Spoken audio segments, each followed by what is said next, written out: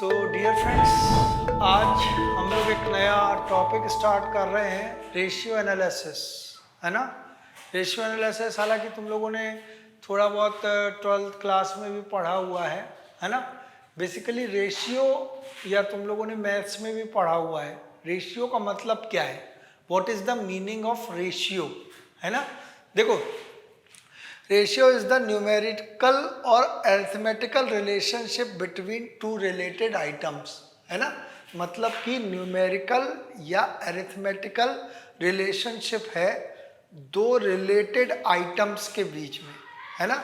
चाहे वो क्वांटिटीज हो, है ना, ठीक, या किसी भी प्रकार के यूनिट्स हों, दो रिलेटेड आइटम्स के बीच में कोई भी न्यूमेरिकल या अरिथमेटिकल रिलेशनशिप जो है वही क्या है, रेशियो है ना।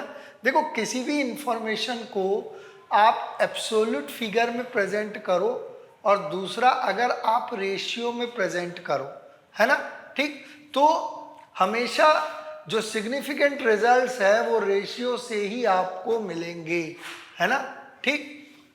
जैसे अगर मैं बोलूं कि यदि एक ही कंपनी की बात यदि आप करोगे तो पिछले 5 सालों की खाली मैं सेल्स की डाटा तुमको दे दूं कि पिछले 5 सालों में सेल्स जो है वो इतना अमाउंट में रही, हो सकता है आप उससे एक्यूरेट रिजल्ट ना निकाल पाओ। लेकिन अगर मैं हर साल की सेल्स को नेक्स्ट ईयर की सेल्स से कंपेयर करूं और उसके बाद में बताऊं कि इतने % बढ़ी या इतने % घटी, है ना, तो उस कंडीशन में आपको कंपनी की परफॉर्मेंस जो है वो ज़्यादा बेटर तरीके से समझ में आएगी, है ना। तो रेशियो का जो मेन इम्पॉर्टेंस है, जब ये बेसिकली फाइनेंशियल स्टेटमेंट्स जो हैं उसको एनालिसिस करने के अलग अलग टूल्स होते हैं, है ना। उन्हीं में से एक टूल है रेशियो एनालिसिस। फाइनेंशियल स्टेटमेंट्स मतलब trading account, profit and loss account और बैलेंस शीट, इसको अपन जब बन जाते हैं trading, profit and loss account and balance sheet मतलब फाइनल अकाउंट्स या फाइनेंशियल स्टेटमेंट्स, तो आप प्रिपेयर होने के बाद में इनका एनालिसिस किया जाता है। तो एनालिसिस करने के लिए हमको कोई ना कोई टूल्स चाहिए ना, तो बेसिकली ये टूल ही है रेशियो एनालिसिस, है ना, ठीक। जैसे एक एग्जांपल मैं और लूँ अगर, है ना, सपोज दैट 2020 और 2021 की नेट प्रॉफिट दिया हुआ है। अगर नेट प्रॉफिट केवल दिया हुआ है 50,000 और 75,000, है ना, ठीक, तो इससे तो तुमको समझ में आ रहा है कि भाई 2021 में सपोज दैट इसको थोड़ा सा मैंने यहाँ पे गड़बड़ कर दिया है। अगर मैं बोलूँ दो कंपनीज की परफॉर्मेंस है ना, ठीक, ए कंपनी और बी कंपनी की परफॉर्मेंस है सपोज दैट, ठीक है ना। ए कंपनी 50,000 रुपीज़ का प्रॉफिट कमा रही है और बी कंपनी जो है वो 75,000 रुपीज़ का प्रॉफिट कमा रही है सपोज दैट, ठीक है ना। तो तुमको किस कंपनी की परफॉर्मेंस अच्छी लग रही है? तुम बोल सकते हो कि सर 75,000 बी कंपनी कमा रही है तो बी कंपनी की परफॉर्मेंस अच्छी है ना, ठीक। अपने को एब्सोल्यूट अमाउंट है, ये फिगर में देखने से समझ में आ रहा है। लेकिन यदि मैं एक और इंफॉर्मेशन इसके साथ जोड़ दूं, सपोज दैट कि ए कंपनी में, सपोज दैट ए कंपनी की कैपिटल एम्प्लॉयड जो है वो 10 लाख रुपीज है। कितनी है? 10 लाख रुपीज। और बी कंपनी की capital employed suppose that 20 lakh है ना। कैपिटल एम्प्लॉयड मतलब कैपिटल लगी हुई है ना, ठीक। तो ए कंपनी 10 लाख रुपए लगा करके 10 लाख रुपीज लगा के 50,000 रुपीज का प्रॉफिट कमा रही है ना। और बी कंपनी जो है 20 लाख रुपीज लगा के 75,000 रुपीज का प्रॉफिट कमा रही है ना। अब किस कंपनी की परफॉर्मेंस, अगर मैं तुमको बोलूं कि you have to conclude that which company is better perform, है ना, मतलब कि कौन सी कंपनी की परफॉर्मेंस अच्छी है, तो आप केवल नेट प्रॉफिट से क्या ये अनुमान लगा सकते हो कि किस कंपनी की परफॉर्मेंस अच्छी है? नहीं लगा सकते, है ना, ठीक।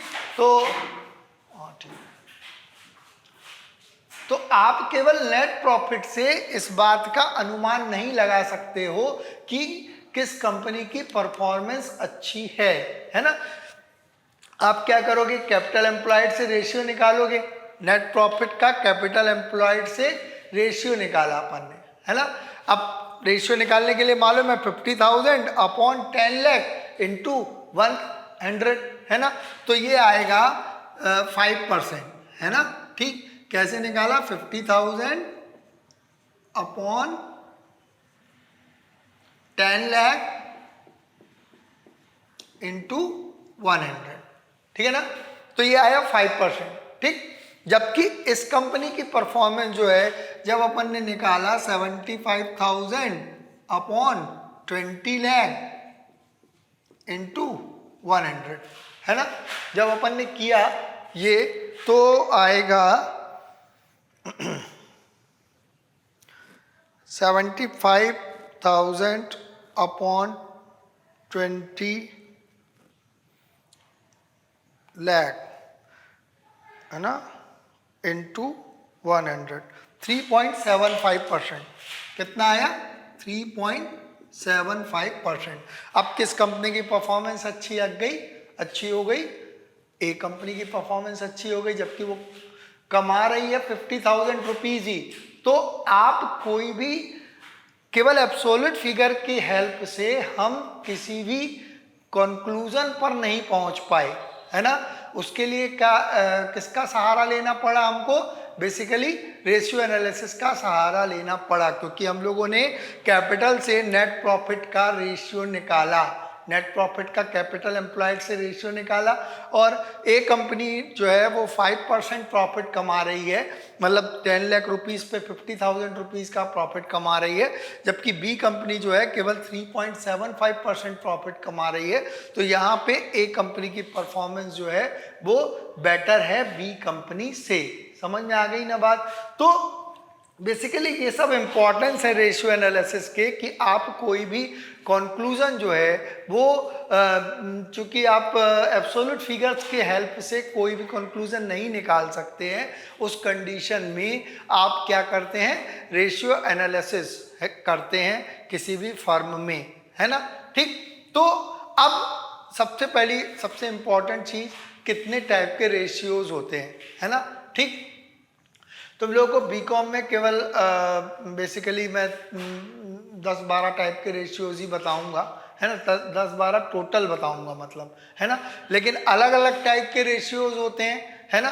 प्रॉफिटेबिलिटी रेशियो, टर्नओवर और एक्टिविटी रेशियो, लिक्विडिटी रेशियो और सॉल्वेंसी रेशियो, है ना। ठीक, क्या होते हैं ये मैं इसके बाद में बतलाऊंगा, इसीलिए अब यहाँ पे अभी नहीं बतला रहा हूँ। साथ में एक्सप्रेस इन टर्म्स ऑफ मैंने लिखा हुआ है। देखो, अलग अलग रेशियो को अलग अलग टर्म्स में प्रेजेंट किया जाता है। जैसे अभी मैंने तुम लोगों को बताया कि नेट प्रॉफिट का कैपिटल एम्प्लॉयड से हम लोगों ने क्या निकाला, परसेंट निकाला, है ना। तो ये क्योंकि प्रॉफिटेबिलिटी रेशियो है तो इसको हमेशा काहे में परसेंट में जो है परसेंट में एक्सप्रेस किया जाएगा, मतलब परसेंट में दिखाया जाएगा, है ना। परसेंट में दिखाने के लिए इसमें नॉर्मली इंटू 100 लगेगा। समझ में आ गई ना बात। ठीक, तो दूसरा होता है टर्नओवर और एक्टिविटी रेशियो। इनको टाइम्स के टर्म्स में प्रेजेंट किया जाता है। टाइम्स का मतलब क्या होता है, जैसे अगर मैं बोलूँ ऊपर अगर है सपोज दैट 10 और नीचे है 5, है ना, अगर इंटू 100 लगा देंगे अपन इसमें तो क्या है, रेशियो परसेंट के टर्म्स में हो जाएगा। लेकिन अगर मैं केवल इतना ही लिख दूं तो ये 2 टाइम्स कहलाएगा, 5 2 जा 10, है ना, 2 टाइम। तो टर्नओवर रेशियो को टाइम्स के टर्म्स में प्रेजेंट किया जाता है, मतलब इसमें इंटू 100 नहीं लगाएंगे अपन, है ना, और इतना ये टाइम्स होगा, है ना। ठीक, लिक्विडिटी रेशियो को रेशियो के टर्म्स में प्रेजेंट किया जाएगा, है ना। जैसे अगर 10/5 ही है, इसको अगर हमको लिखना है तो इसको 2:1 भी लिखा जा सकता है ना, ऐसा भी तो लिखा जा सकता है, 5 2 जा 10, 2:1। तो लिक्विडिटी रेशियो को रेशियो के टर्म्स में प्रेजेंट किया जाता है, और सॉल्वेंसी रेशियो को नॉर्मली परसेंट के टर्म्स में ही रिप्रेजेंट किया जाता है। तो ये एक्सप्रेशन अलग अलग होते हैं, है ना। ठीक, प्रॉफिटेबिलिटी रेशियो जितने भी कहोगे उसको परसेंट के टर्म्स में, जैसे अभी मैंने बताया ना 10/5 इंटू 100 कर दें अगर, तो ये 200% हो जाएगा, है ना। तो प्रॉफिटेबिलिटी रेशियो को परसेंट के टर्म्स में, टर्नओवर रेशियो को टाइम्स के टर्म्स में, लिक्विडिटी रेशियो को रेशियो के टर्म्स में और सॉल्वेंसी रेशियो को भी नॉर्मली परसेंट के टर्म्स में ही रिप्रेजेंट किया जाता है। समझ में आ गई ना बात? ये मैंने तुम लोगों को बताया कि रेशियो एनालिसिस होता क्या है और कितने टाइप के रेशियो होते हैं। अब इसके बाद में मैं तुम लोगों को बताऊंगा अलग अलग प्रॉफिटेबिलिटी रेशियो क्या होता है, या टर्नओवर, या लिक्विडिटी, या सॉल्वेंसी रेशियो। समझ में आ गई ना बात? ठीक, देखो इसको मैं हिंदी में थोड़ा सा जल्दी से बता दे रहा हूँ। रेशियो एनालिसिस को हिंदी में कहा जाता है अनुपात विश्लेषण। क्या कहा जाता है? अनुपात विश्लेषण। ठीक है ना? तो किसी भी अंकगणितीय डेटा को अनुपातों के माध्यम से व्यक्त करना ही बेसिकली अनुपात विश्लेषण कहलाता है। ठीक है ना? अनुपात के प्रकार जो है लाभदायकता अनुपात, प्रॉफिटेबिलिटी रेशियो को हिंदी में क्या कहा जाता है? लाभदायकता अनुपात। ठीक है ना? टर्नओवर रेशियो या एक्टिविटी रेशियो को हिंदी में कहा जाता है आवर्त अनुपात। क्या कहा जाता है? आवर्त अनुपात। ठीक, लिक्विडिटी रेशियो को जो है कहा जाता है आपका, लिक्विडिटी रेशियो को तरलता अनुपात। क्या कहा जाता है? तरलता अनुपात। ठीक है ना? और सॉल्वेंसी रेशियो को हिंदी में कहा जाता है शोधन क्षमता अनुपात। क्या कहा जाता है? शोधन क्षमता अनुपात। समझ में आ गई ना बात? तो ये मैंने तुम लोगों को हिंदी टर्म्स भी बताते चलता हूँ, जिससे जो हिंदी मीडियम के स्टूडेंट्स होते हैं कम से कम एक बार सुन लें तो फिर बाकी की चीज़ें सब कुछ क्लियर हो जाती हैं तुम लोगों को देखने से। ठीक है ना? अब मैं बताऊंगा इसके बाद में तुम लोगों को कि प्रॉफिटेबिलिटी रेशियो क्या होता है, ये कितने प्रकार के होते हैं। ठीक है ना? इसके बाद में अपन पढ़ेंगे अब प्रॉफिटेबिलिटी रेशियो, है ना? प्रॉफिटेबिलिटी रेशियो पहली बात तो होता क्या है ना? ठीक, profitability ratio as the name implies it is related with profits, है ना? ठीक, मतलब प्रॉफिट से रिलेटेड जो रेशियोज निकलते हैं वो क्या कहलाते हैं? प्रॉफिटेबिलिटी रेशियोज कहलाते हैं, है ना? अलग अलग प्रकार के प्रॉफिट्स हो सकते हैं, जैसे तुम लोगों ने पढ़ा हुआ भी है, मैंने यहाँ लिखा हुआ भी है टाइप्स ऑफ प्रॉफिटेबिलिटी रेशियोज, है ना? ठीक, ग्रॉस प्रॉफिट रेशियो या ऑपरेटिंग प्रॉफिट रेशियो क्या होता है अभी मैं तुम लोग को एक्सप्लेन करूंगा, है ना? ठीक, नेट प्रॉफिट रेशियो या ऑपरेटिंग रेशियो। देखो ये ऑपरेटिंग प्रॉफिट रेशियो है और ये है ऑपरेटिंग रेशियो, है ना? ठीक, तो इनके बारे में क्या होते हैं ये मैं पूरा का पूरा तुम लोग को एक्सप्लेन करूंगा अभी, है ना? ठीक, हिंदी टर्म्स में वीडियो के लास्ट में बतला दूंगा इकट्ठे। ठीक, अब सबसे पहले अपन पढ़ेंगे ग्रॉस प्रॉफिट रेशियो। तुम लोग 11th क्लास से पढ़ते आए हो ग्रॉस प्रॉफिट निकालना, कि किस प्रकार से ग्रॉस प्रॉफिट जो है वो निकाला जाता है ना? ठीक, हम लोग ट्रेडिंग अकाउंट जानते हैं क्या होता है, प्रॉफिट एंड लॉस अकाउंट भी जानते हैं क्या होता है, फिर भी यहाँ मैंने एक बार तुम लोग को फिर से एक्सप्लेन किया हुआ है ना? ठीक, तो ग्रॉस प्रॉफिट रेशियो का जो फॉर्मूला होता है वो होता है gross profit ratio is equal to gross profit upon net sales into 100, है ना? Gross profit upon net sales into 100। और ग्रॉस प्रॉफिट क्या होता है? नेट सेल्स का मतलब क्या है? यहाँ पे सेल्स में से सेल्स रिटर्न घटा दिया, टोटल सेल्स में से सेल्स रिटर्न घटा दिया। सेल्स रिटर्न मतलब रिटर्न इनवर्ड, है ना? तुम लोगों को ये बात मालूम है ना? सेल्स रिटर्न का मतलब क्या हो? सेल्स रिटर्न का मतलब रिटर्न इनवर्ड, और परचेज रिटर्न को क्या कहा जाता है? रिटर्न आउटवर्ड, है ना? इस चीज को ध्यान रखना। ठीक, तो नेट सेल्स में से sales is equal to sales minus sales return. ठीक, अब ग्रॉस प्रॉफिट निकालना, है ना? ग्रॉस प्रॉफिट निकालने के लिए तुम लोगों को ट्रेडिंग अकाउंट का फॉर्मेट मालूम है ना? एक बार मैंने फॉर्मेट यहाँ पे लिख भी दिया है ना? To opening stock, debit side आता है, सब लोगों को मालूम है। परचेज में से अपन ने परचेज रिटर्न या रिटर्न आउटवर्ड लेस कर दिया, नेट परचेजेस कहेंगे ना इसको, ठीक है ना? और डायरेक्ट एक्सपेंसेस, डायरेक्ट एक्सपेंसेस का मतलब क्या होता है? Direct expenses means the expenses which are related with purchases of goods और मैन्युफैक्चरिंग ऑफ गुड्स, है ना? डायरेक्ट एक्सपेंसेस का मतलब क्या होता है? ऐसे एक्सपेंस जो परचेज या मैन्युफैक्चरिंग से रिलेटेड होते हैं, जैसे फ्राइट हो गया, या वेजेस हो गया, या कैरेज इनवर्ड हो गया, कार्टेज हो गया, मैन्युफैक्चरिंग एक्सपेंसेस हो गया, ये सब क्या कहलाते हैं? डायरेक्ट एक्सपेंसेस कहलाते हैं। मालूम होना चाहिए ये तुम लोगों को, ठीक है ना। तो डायरेक्ट एक्सपेंसेस पूरे के पूरे डेबिट साइड लिखे अपन ने, है ना। और उसके बाद में सेल्स में से सेल्स रिटर्न को घटा दिया तो नेट सेल्स आ गया। सेल्स रिटर्न को मैंने क्या कहा अभी तुम लोगों को? रिटर्न इनवर्ड भी कहा जाता है, ठीक है ना। और क्लोजिंग स्टॉक लास्ट में, और बाद में इसकी बैलेंसिंग कर दी अपन ने, मतलब इसके टोटल में से इसको लेस कर दिया तो क्या आ गया? ग्रॉस प्रॉफिट आ गया। समझ में आ गई ना बात, ठीक है ना। अब देखो तो ग्रॉस प्रॉफिट क्या है? This gross profit will be your balancing figure always, है ना।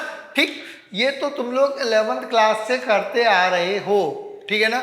तो ये हो गया आपका ट्रेडिंग अकाउंट ग्रॉस प्रॉफिट एक निकालने का। तो जो मैंने तुम लोगों को बतला दिया अभी कि ग्रॉस प्रॉफिट किस प्रकार से निकाला जा सकता है, या तो आप ट्रेडिंग अकाउंट निकाल के बना के निकाल लो, कोई दिक्कत है ही नहीं है ना। ठीक, इसमें एक बहुत इम्पॉर्टेंट टर्म होता है जब हम लोग ट्रेडिंग अकाउंट पढ़ते हैं, तो एक बहुत इम्पॉर्टेंट टर्म होता है cost of goods sold.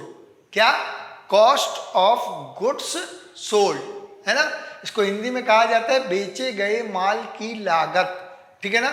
Cost of goods sold का फॉर्मूला जो होता है ना, वो भी मैंने लिख दिया है। साथ में क्या होता है, जो देखो जो सेल्स हुआ है उसकी कॉस्ट क्या है, जो सेल्स हुई है उसकी कॉस्ट क्या है। तो cost of goods sold is equal to होता है opening stock plus net purchase plus direct expense minus closing stock. This will be your cost of goods sold. देखो ये मैंने लिखा हुआ है opening stock plus net purchase minus plus direct expense minus closing stock is equal to क्या होता है? Cost of goods sold, ठीक है ना। देखो अगर इसको ऐसे रिप्रेजेंट करोगे तुम, है ना। ठीक, मैं रेड से कर दे रहा हूँ, है ना। देखो ये वाला जो पूरा का पूरा होता है तुम्हारा, है ना। ठीक, opening stock plus net purchase plus direct expense minus closing stock is equal to क्या होता है? कॉस्ट ऑफ गुड्स सोल्ड होता है। बहुत इंपॉर्टेंट कॉन्सेप्ट है ना। तो अगर अपन नेट सेल्स में से ग्रॉस प्रॉफिट घटा दे तो भी कॉस्ट ऑफ गुड्स सोल्ड आ जाएगा ना। तुमको समझ में आ रही होगी ये बात। नेट सेल्स में से ग्रॉस प्रॉफिट को लेस कर दें अगर, तो कॉस्ट ऑफ गुड्स सोल्ड आ जाएगा। इसीलिए देखो मैंने नीचे लिख भी दिया है, और cost of goods sold COGS, इसका जो अपन शॉर्ट फॉर्म बोलते हैं COGS, cost of goods sold is equal to net sales minus gross profit, ठीक है ना। और उसके बाद में अपन ने इसके बाद में इसको ट्रांसफर कर दिया तो gross profit is equal to क्या आ गया? Net sales minus cost of goods sold. मतलब इतने वाले नेट सेल्स में से ये सब पोर्शन घटा दोगे तो ऑब्वियस सी बात है कि ग्रॉस प्रॉफिट ही आएगा, है ना। देखो ये सब चीज़ें मैंने तुम लोग को बताई क्यों, कॉस्ट ऑफ गुड्स सोल्ड क्यों बताया, क्योंकि यहाँ पे तो केवल ग्रॉस प्रॉफिट के का ही काम है और नेट सेल्स का काम है। लेकिन जब बाद में तुम लोग क्वेश्चन सॉल्व करोगे तो उसमें कई क्वेश्चंस ऐसे रहेंगे जिसमें कॉस्ट ऑफ गुड्स सोल्ड से रिलेटेड इन्फॉर्मेशन केवल दी हुई है, या कॉस्ट ऑफ गुड्स सोल्ड दिया है और नेट सेल्स दी है। तो अपने को मालूम होना चाहिए कि gross profit is equal to net sales minus cost of goods sold भी होता है ना। ठीक, और आगे तुमको इन्फॉर्मेशन में हो सकता है कॉस्ट ऑफ गुड्स सोल्ड पहले निकालना हो, है ना, और उसके बाद में फिर सेल्स में से cost of goods sold less करना है तो क्या आएगा? ग्रॉस प्रॉफिट आएगा, है ना। ठीक, तो कई बार ये कॉस्ट ऑफ गुड्स सोल्ड की अपने को ज़रूरत पड़ती है, इसलिए भी मैंने तुम लोग को पूरा का पूरा ये एक्सप्लेन कर दिया, ठीक है ना। तो ये सबसे बहुत इंपॉर्टेंट रेशियो होता है ग्रॉस प्रॉफिट रेशियो, ठीक है ना, कई बार क्वेश्चंस में आता है, ठीक है ना। देखो डायरेक्ट एक्सपेंसेस मैं एक बार और तुम लोगों को लिख दे रहा हूँ, है ना, जिससे कि बाद में फिर दिक्कत ना हो, नहीं तो फिर सुन लो एक बार और। डायरेक्ट एक्सपेंसेस का मतलब ऐसे एक्सपेंसेस जो परचेज या मैन्युफैक्चरिंग से रिलेटेड होते हैं, है ना, जैसे वेजेस हो गया या आपका मैन्युफैक्चरिंग एक्सपेंसेस, फ्राइट, कार्टेज, है ना, एटसेट्रा, ठीक है ना। देखो इसी चीज़ को मैं हिंदी में एक बार बतला दे रहा हूँ कि ग्रॉस प्रॉफिट रेशियो को हिंदी में कहा जाता है सकल लाभ अनुपात। क्या कहा जाता है? सकल लाभ अनुपात इज इक्वल टू होता है सकल लाभ अपॉन नेट सेल्स, मतलब शुद्ध विक्रय इंटू 100, ठीक है ना। नेट सेल्स कैसे निकालेंगे, विक्रय में से विक्रय वापसी को घटा देंगे तो क्या आ जाएगा, शुद्ध विक्रय, ठीक है ना। अब ट्रेडिंग अकाउंट का फॉर्मेट लगभग सब लोगों को हिंदी में मालूम है। डायरेक्ट एक्सपेंसेस को हिंदी में कहा जाता है प्रत्यक्ष व्यय। क्या कहा जाता है, प्रत्यक्ष व्यय, मतलब ऐसे व्यय जो माल के क्रय से संबंधित होते हैं या माल के उत्पादन से संबंधित होते हैं, है ना।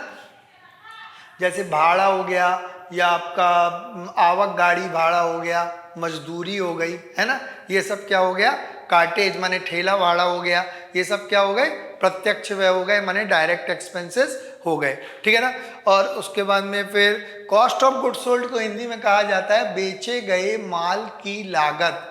क्या कहा जाता है, बेचे गए माल की लागत। इसका फॉर्मूला भी मैंने बता दिया, प्रारंभिक रहतिया प्लस शुद्ध क्रय नेट परचेज प्लस प्रत्यक्ष व्यय माइनस अंतिम रहतिया, ठीक है ना। अंतिम रहतिया माने क्लोजिंग स्टॉक, ठीक है ना। या शुद्ध बिक्री में से अगर अपन सकल लाभ घटाएंगे तो भी बेचे गए माल की लागत आएगी। और उसके बाद में सकल लाभ का दूसरा जो फॉर्मूला मिल गया अपने को, शुद्ध विक्रय में से अपन ने बेचे गए माल की लागत घटा दी। समझ में आ गई ना बात, ठीक। तो ये सब चीज़ें मैंने तुम लोगों को बतलाई। इसके बाद में मैं तुम लोगों को नेक्स्ट रेशियो एक्सप्लेन करूंगा, ऑपरेटिंग प्रॉफिट, नेट प्रॉफिट और ऑपरेटिंग रेशियोज क्या होते हैं, ठीक है ना।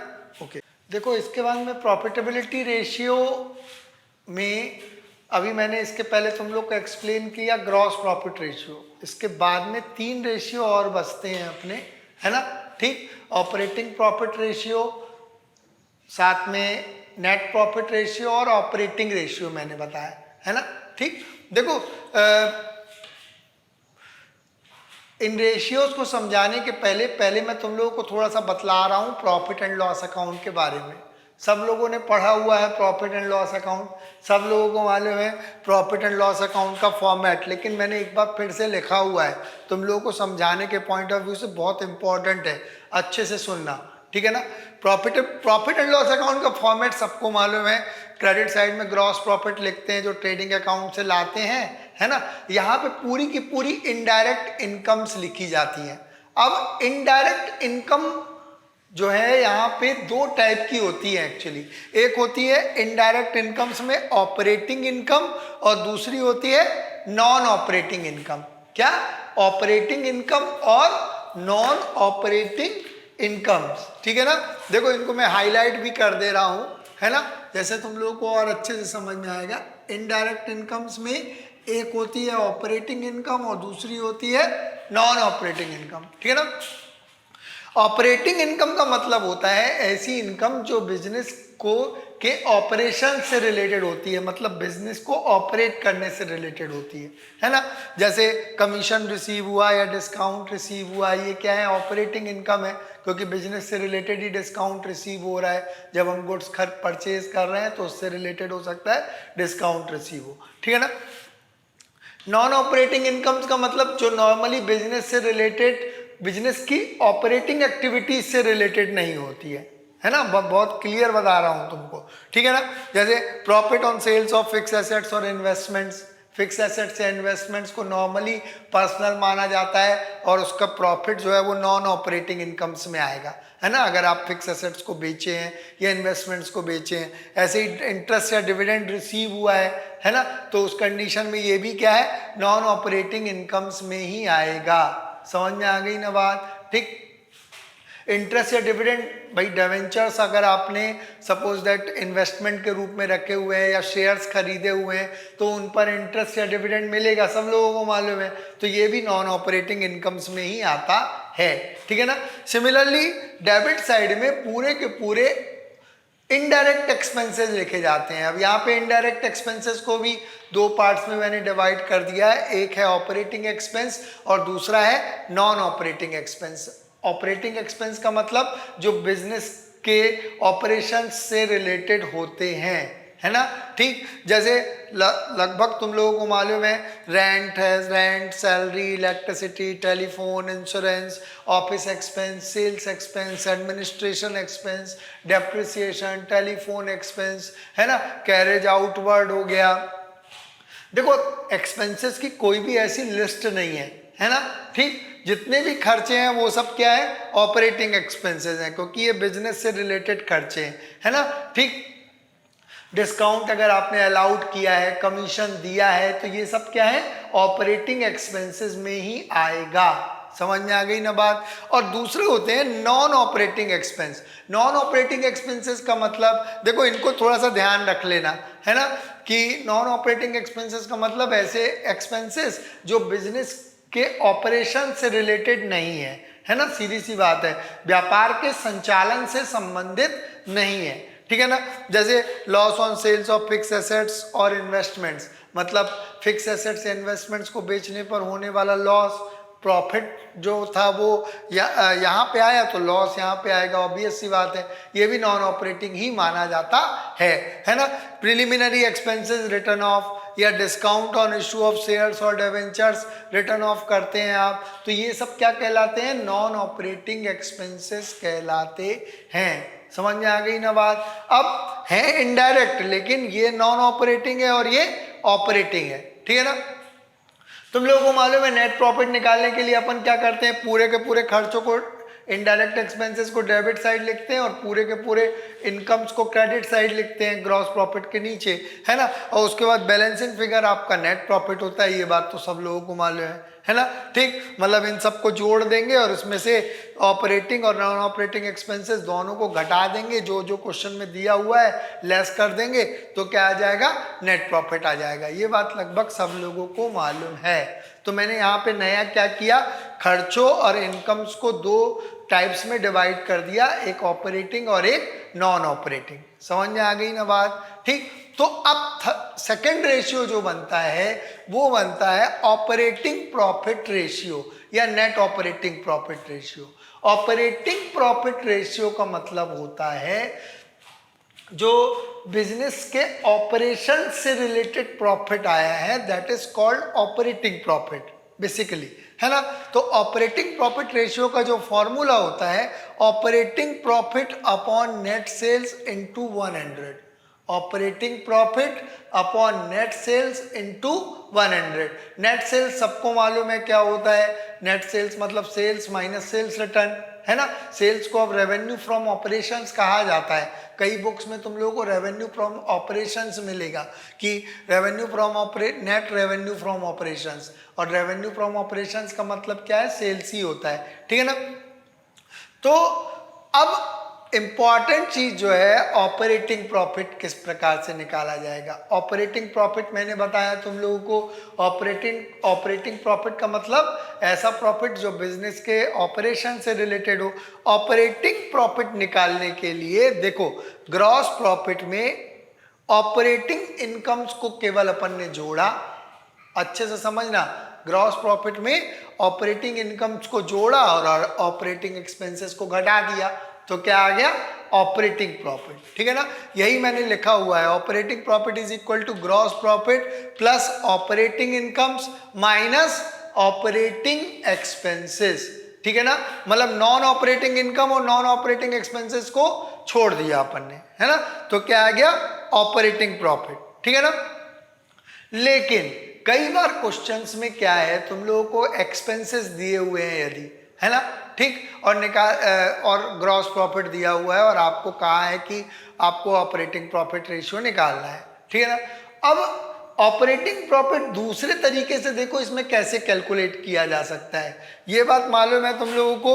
अगर सपोज दैट नेट प्रॉफिट में नॉन ऑपरेटिंग एक्सपेंसेस जोड़ दें और नॉन ऑपरेटिंग इनकम्स लेस कर दें, तो भी तो ऑपरेटिंग प्रॉफिट ही बचेगा ना, बैक कैलकुलेशन जिसको कहते हैं, है ना। तो जो दूसरा फॉर्मूला ऑपरेटिंग प्रॉफिट को निकालने का होता है, net profit plus non operating expenses.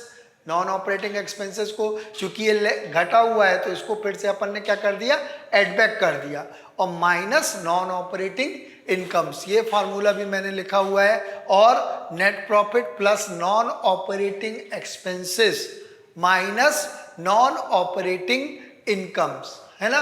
तुम लोगों को ये पहचानते आना चाहिए कि कौन सी ऑपरेटिंग एक्सपेंस है, कौन सा नॉन ऑपरेटिंग एक्सपेंस है ना, और ऐसे ही कौन सी ऑपरेटिंग इनकम है और कौन सी नॉन ऑपरेटिंग इनकम है। इसीलिए मैंने पूरा का पूरा तुम लोगों को फॉर्मेट में लिख दिया है ना, ठीक। तो नेट प्रॉफिट में नॉन ऑपरेटिंग एक्सपेंस को जोड़ो और नॉन ऑपरेटिंग इनकम्स को घटा दो तो भी क्या आ जाएगा, ऑपरेटिंग प्रॉफिट ही आ जाएगा। समझ में आ गई ना बात, ठीक। तो ये अब समझ में आया ऑपरेटिंग प्रॉफिट रेशियो किस प्रकार से निकालेंगे। क्वेश्चंस दिए रहेंगे तुम लोगों को, एक्सपेंसेस दिए रहेंगे, बस ग्रॉस प्रॉफिट में इसको जोड़ो और इसको घटाओ, है ना। और अगर बाय द वे क्वेश्चन में नेट प्रॉफिट दिया हुआ है, ग्रॉस प्रॉफिट दिया हुआ ही नहीं है और ये सब खर्चे दिए हुए हैं, तो नेट प्रॉफिट में नॉन ऑपरेटिंग एक्सपेंसेस को जोड़ो और नॉन ऑपरेटिंग इनकम्स को घटा दो तो भी क्या आ जाएगा, ग्रॉस ऑपरेटिंग प्रॉफिट ही आ जाएगा। समझ में आ गई ना बात, ठीक।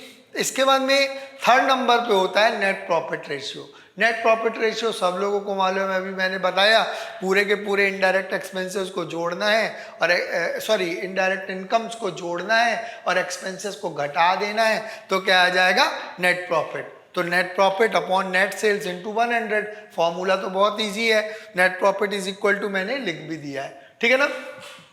अब फोर्थ नंबर पे एक और इंपॉर्टेंट रेशियो आ रहा है, ऑपरेटिंग रेशियो। देखो क्या बोल रहा हूं मैं यहाँ पे, operating ratio, profit word missing है बीच में। तो ऑपरेटिंग रेशियो का जो फॉर्मूला होता है वो होता है operating cost upon net sales into 100, है ना।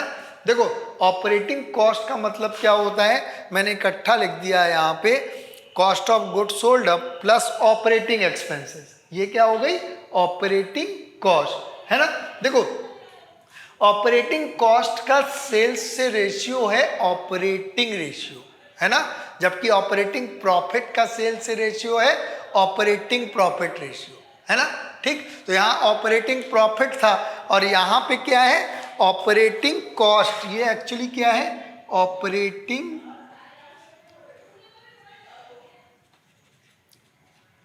कॉस्ट, है ना, ठीक। तो ये operating cost upon net sales into 100, और ऑपरेटिंग कॉस्ट का मतलब मैंने बता दिया तुम लोगों को, cost of goods sold plus operating expenses, ठीक है ना। अब कॉस्ट ऑफ गुड्स सोल्ड क्या होता है, ये बात तो तुम लोगों को मालूम ही है कि opening stock plus net purchase plus direct expense minus closing stock, मैंने लिख भी दिया है, ठीक है ना। और प्लस ऑपरेटिंग एक्सपेंसेस, तुम लोगों को पूरे के पूरे ऑपरेटिंग एक्सपेंसेस मालूम है, क्वेश्चन में तुम लोगों को दी रहेगी इन्फॉर्मेशन, तो कॉस्ट ऑफ गुड्स सोल्ड निकाल लो प्लस ऑपरेटिंग एक्सपेंसेस कर दो अपॉन नेट सेल्स इनटू 100, तो क्या आ गया, ऑपरेटिंग रेशियो। समझ में आ गई ना बात, ठीक। देखो मैंने चारों रेशियोज तुम लोगों को बता दिए, ग्रॉस प्रॉफिट, उसके बाद में ऑपरेटिंग प्रॉफिट रेशियो, उसके बाद में नेट प्रॉफिट रेशियो और उसके बाद में ऑपरेटिंग रेशियो। केवल ऑपरेटिंग रेशियो का मतलब operating cost upon net sales into 100। समझ में आ गई ना बात, ठीक। इसको मैं हिंदी में भी थोड़ा सा एक्सप्लेन कर दे रहा हूँ तुम लोगों को, केवल टर्म्स बता दे रहा हूँ। देखो हिंदी मीडियम के स्टूडेंट लगभग बाकी की चीज़ें क्लियर होती हैं, टर्म्स में ही प्रॉब्लम होती है जो होती है, ठीक है ना। तो इन सब खर्चों का मतलब लगभग मालूम होगा, लाभ हानि खाता बनाते हैं अपन, लाभ हानि खाते में ऑपरेटिंग एक्सपेंसेस को हिंदी में कहा जाता है संचालन व्यय। क्या कहा जाता है, संचालन व्यय, है ना। तो इसमें किराया, वेतन, बिजली व्यय, टेलीफोन, बीमा, ऑफिस व्यय, विक्रय व्यय, प्रशासन व्यय, मूल्यह्रास, है ना, इतने सारे खर्चे बताए। नॉन ऑपरेटिंग एक्सपेंसेस को हिंदी में कहा जाता है गैर संचालन व्यय। क्या कहा जाता है, गैर संचालन व्यय, ठीक है ना। इसमें स्थायी संपत्तियों या विनियोगों को बेचने पर होने वाली हानि, क्या, स्थायी संपत्ति या विनियोगों को बेचने पर होने वाली हानि, ठीक है ना। इसी प्रकार से प्रारंभिक व्यय अपलिखित हुए हैं या अंशों या ऋणपत्रों पर दी गई कटौती, ये सब क्या कहलाएंगे? गैर संचालन व्यय कहलाएंगे। बाकी कॉन्सेप्ट वगैरह मैं समझा चुका हूं तुम लोगों को, है ना। इनडायरेक्ट इनकम्स का मतलब अप्रत्यक्ष आय, है ना, इसको संचालन आय, ऑपरेटिंग इनकम्स का मतलब संचालन आय, और इसमें है कमीशन प्राप्त है या कटौती प्राप्त है, ठीक है ना। नॉन ऑपरेटिंग इनकम्स को कहा जाएगा गैर संचालन आय, है ना। गैर संचालन आय में स्थायी संपत्ति या विनियोगों को बेचने पर होने वाला लाभ या ब्याज या लाभांश प्राप्त, ठीक है ना, इसको क्या कहेंगे? गैर संचालन आय, ठीक है ना। तो अब फॉर्मूला तुम लोगों को मैं बता दे रहा हूं, संचालन लाभ अनुपात क्या कहा जाता है? ऑपरेटिंग प्रॉफिट रेशियो को संचालन लाभ अनुपात इज इक्वल टू होता है संचालन लाभ बटे शुद्ध विक्रय गुणा 100, ठीक है ना। अब संचालन लाभ इज इक्वल टू, मैंने अभी पूरा का पूरा तुम लोगों को समझाया, सकल लाभ प्लस संचालन आय माइनस संचालन व्यय, या शुद्ध लाभ प्लस गैर संचालन आय, सॉरी गैर संचालन व्यय माइनस गैर संचालन आय। समझ में आ गई ना बात? ठीक। दूसरा होता है शुद्ध लाभ अनुपात। शुद्ध लाभ अनुपात इज इक्वल टू मालूम है शुद्ध लाभ बटे शुद्ध विक्रय गुणा 100, ठीक है ना। और शुद्ध लाभ इज इक्वल टू क्या होता है? सकल लाभ प्लस अप्रत्यक्ष आय माइनस अप्रत्यक्ष व्यय, ठीक है ना। अब ऑपरेटिंग रेशियो को हिंदी में कहा जाता है संचालन अनुपात। क्या कहा जाता है? संचालन अनुपात इज इक्वल टू होता है संचालन लागत बटे शुद्ध विक्रय गुणा 100, ठीक है ना। संचालन लागत इज इक्वल टू क्या होगा? भाई बेचे गए माल की लागत प्लस ऑपरेटिंग एक्सपेंसेस, मतलब इसको हिंदी में कहा जाता है संचालन व्यय गुणा 100। बेचे गए माल की लागत प्लस संचालन व्यय बटे शुद्ध विक्रय गुणा 100। और बेचे गए माल की लागत लगभग मालूम है तुम लोगों को, प्रारंभिक रहतिया प्लस शुद्ध क्रय प्लस प्रत्यक्ष व्यय माइनस अंतिम रहतिया। समझ में आ गई ना बात? ठीक। तो ये था पूरा का पूरा तुम लोगों को प्रॉफिटेबिलिटी रेशियो का पूरा का पूरा एक्सप्लेनेशन, है ना। इसके बाद में तुम लोग इससे रिलेटेड क्वेश्चन बनाओगे तो अब लगभग बन जाएंगे। एक आध क्वेश्चन देखो, मैं कोशिश करूंगा कि तुम लोगों को एक वीडियो में जो है एक क्वेश्चन बना के और समझा दूंगा तो और क्लियरली समझ में आ जाएगा, ठीक है ना। नेक्स्ट इसके बाद में अब अपन डिस्कस करेंगे क्या? प्रॉफिटेबिलिटी रेशियो के बाद में टर्नओवर रेशियो क्या होता है ना, इसके बाद में मैं बताऊंगा, ठीक। ओके।